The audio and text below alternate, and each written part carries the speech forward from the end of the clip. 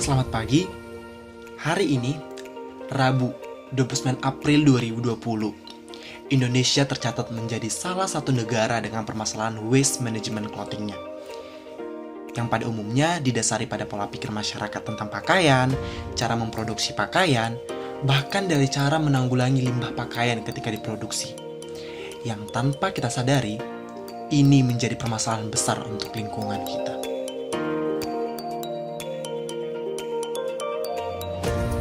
Sebelum kami mempresentasikan pitch deck dari River Company, izinkan kami untuk memperkenalkan diri terlebih dahulu. Nama saya Mardika Silaban, dan bersama ketiga rekan saya, Cintia Daradika, Pramita Tantawati, dan Aldiani Wijaya. Permasalahan utama dari sisi konsumen. Dari sebuah artikel menyatakan bahwa data produksi meningkat 2 kali lipat per awal tahun 2000-an. Ini menjadi sebuah pertanyaan.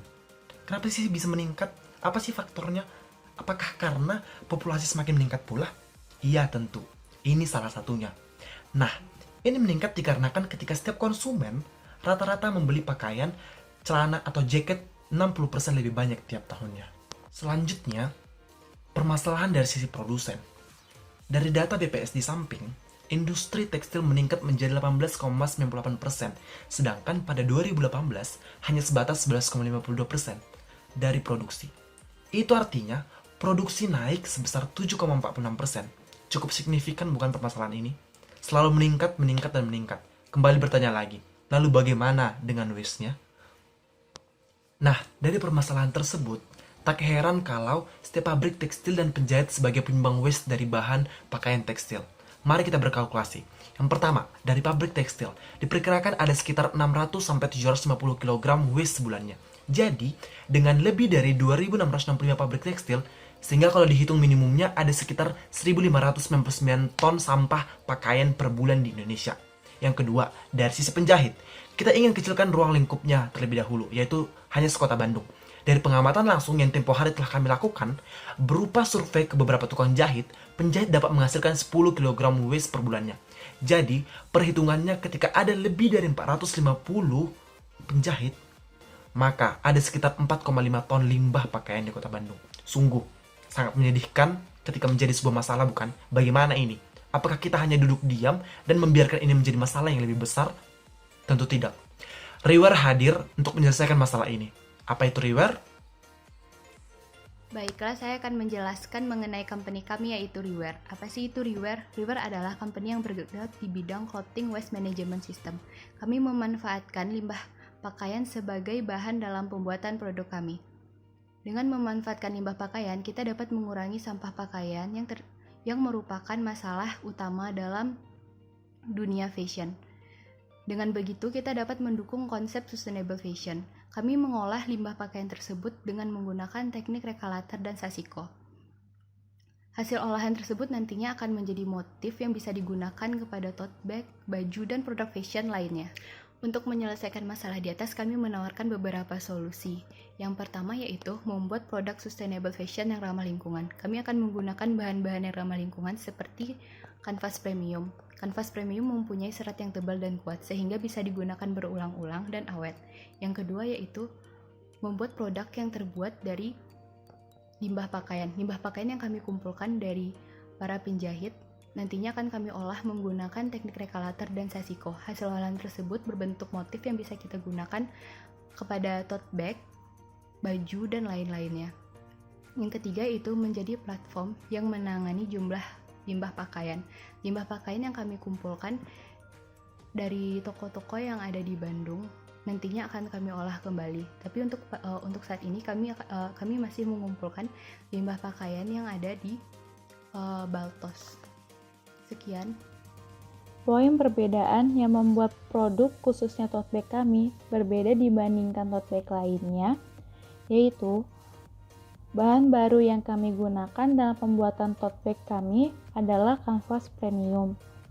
Alasan kami memilih kain ini karena selain berbahan dasar organik dan bisa dicuci ulang sehingga reusable dan awet, juga karena kami memperhatikan dampak produk kami terhadap lingkungan setelah produk kami sudah tidak digunakan kembali oleh pembeli.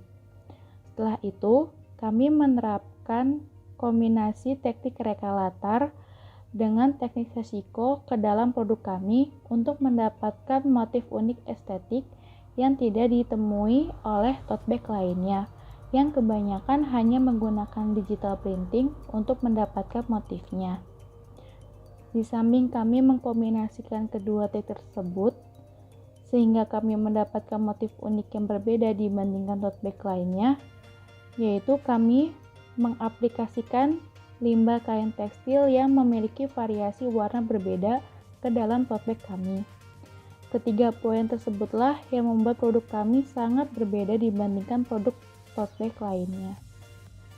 Inilah beberapa prototipe produk kami, mulai dari limbah kain tekstil seperti polyester yang telah kami terapkan dengan teknologi teknik reka latar, sampai ke contoh desain tote bag dan jaket kami. Untuk tote bag kami sendiri, ukurannya dengan lebar 40 cm dan panjang 45 cm dengan kualitas jahitan rapi yang bisa memuat minimal satu laptop dan terdapat resleting dan kantong tambahan. Untuk bisnis model, kami merupakan bisnis B2C. Strategi kami untuk memikat pembeli yaitu dengan membuat akun sosial media seperti Instagram untuk membangun citra perusahaan. Kami membangun citra perusahaan dengan terus mengupload feed setiap harinya agar pembeli bisa aware terhadap permasalahan limbah kain tekstil, bisa mengetahui cara memanajemen limbah pakaian mereka, serta beberapa foto produk kami. Di samping itu, kami juga berkolaborasi dengan artis lokal untuk menciptakan produk tote bag dengan series khusus dan terbatas.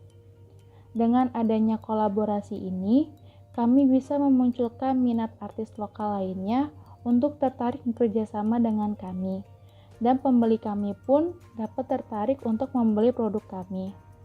Manfaat yang kami dapatkan dari kolaborasi ini, selain kedua hal tersebut, juga karena kami ingin lebih mengenalkan dan menaikkan value brand lokal.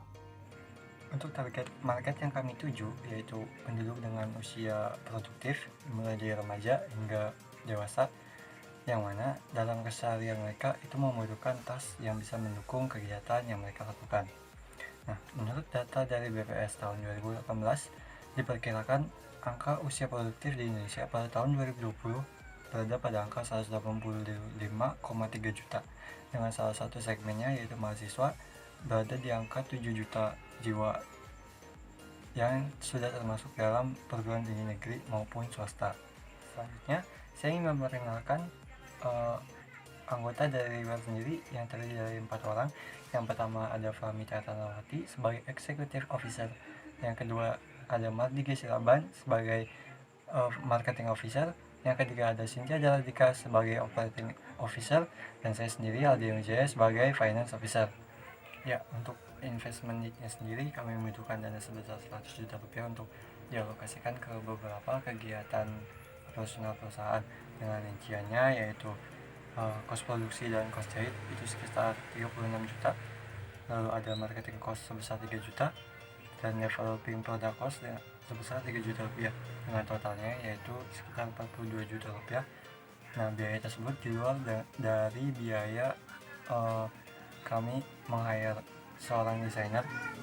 Nah, jika diestimasikan kami menjual produk selama 1 bulan sekitar 600 produk, maka pendapatan yang kami terima yaitu sebesar 72 juta rupiah per bulan, dengan keuntungannya sendiri sebesar 30 juta rupiah per bulan. Nah, kami menawarkan kepada investor dengan sistem bagi hasil, di mana investor dapat mengambil 40% dari keuntungan atau sebesar 12 juta rupiah per bulannya. Sekian video presentasi dari Riwer. Dapat pula menghubungi kami di kontak yang telah kami sediakan. Mohon maaf atas banyaknya kekurangan dalam penyampaian presentasi ini. Dengan senang hati jika ada pertanyaan, kritik, maupun saran yang dapat membangun kami, dapat kami terima. Terima kasih. Salam, kita Riwer.